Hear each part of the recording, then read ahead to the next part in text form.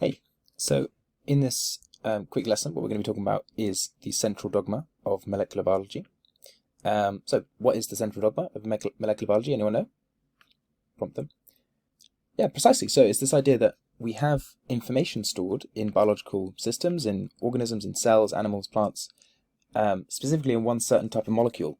And that information is stored in there so that these organisms can respond to changes in the environment or carry out processes that have to be running all the time, like breaking food down, metabolism, all this stuff. And it's this idea that information is stored in what's called DNA, right? Hopefully you're all familiar with the concept. DNA. Let's change the color. Which is, anyone know the full name?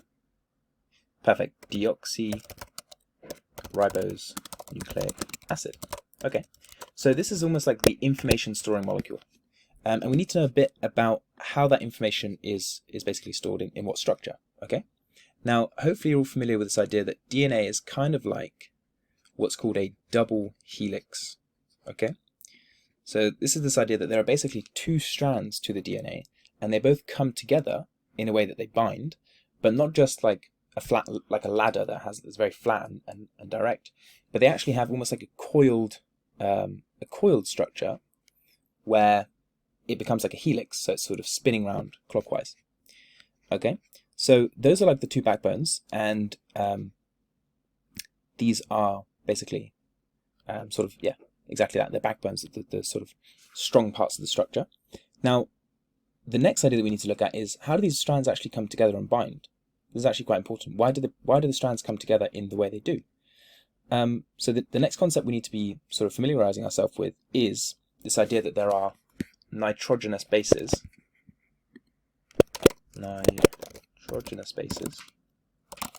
in the DNA, and these are sort of different molecules that come together and bind through, anyone know what kind of bonding?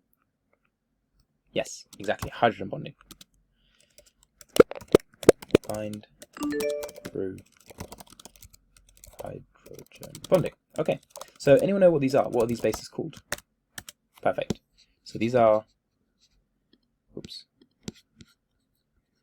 adenine. Let's choose a range of colors that would be easy. Adenine in A, thymine in T, cytosine in as C, and then guanine as G. Anyone know how these come together? Because there's a certain pairing to these sort of bases that exist in the DNA. Perfect. So this is going to be the idea that A always binds to T, and G always binds to C. Anyone know what that is? Why is that the case? Why would this be interesting? Perfect. It's to do with a number of hydrogen bonds that come together and bind between these nitrogenous base molecules. So actually, adenine and thymine have two hydrogen bonds between them. Let's make that a bit smaller. Okay. And then cytosine and guanine have three. Okay. That's why they come together in the way they do, because it wouldn't be thermodynamically feasible or favorable for cytosine that has, for example, 3 to come together and bind to thymine. It's not thermodynamically favorable, so it doesn't happen. Actually, G will always bind to C, and A will always bind to T. Okay, so how does this information actually get converted into something useful, into a protein that carries out almost like a function in the cell or in an organism? Now, the second idea we've got to be familiarized with is this idea that the DNA exists within a nucleus, right? In most complex cells, which are the animal and plant cells, eukaryotes, right? As opposed to prokaryotes. And today we'll just be doing eukaryotes because we don't have much time. And then the nucleus lives within the entire sort of cell and cytoplasm and all these other organelles that exist, right? Now, in terms of turning information into function, the first step that has to happen, both steps actually start with T. The first one is called transcription, okay? And this is when an mRNA molecule or a messenger RNA molecule is copied from one of the strands on the DNA molecule.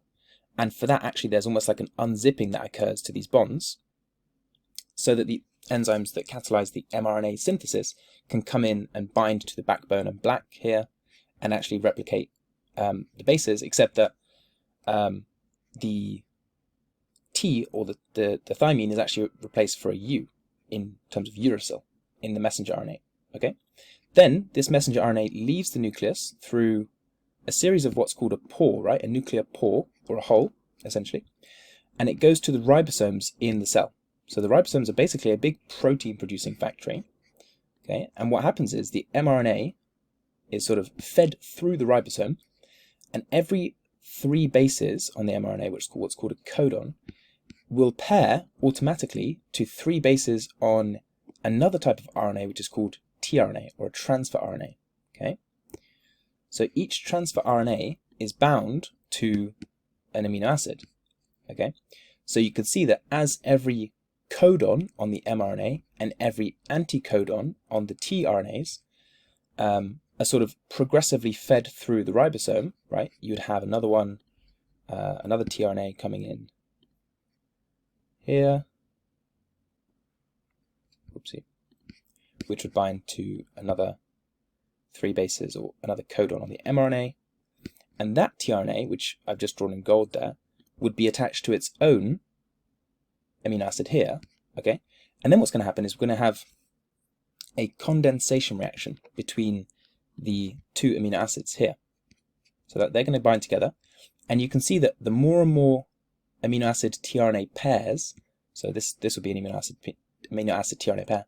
So with this, as more of them come in, what we're going to end up with is essentially a chain of amino acids, which is called a polypeptide. Okay, and that structure of the polypeptide, or the primary structure of the protein, just what amino acid sequences is there, is going to decide how that protein folds. And then how that protein folds is going to determine its function. Okay, so that's a very quick introduction into how information stored in DNA in the form of bases can be transcribed, then translated, which is this part of the process of the ribosome, into a protein that has a function.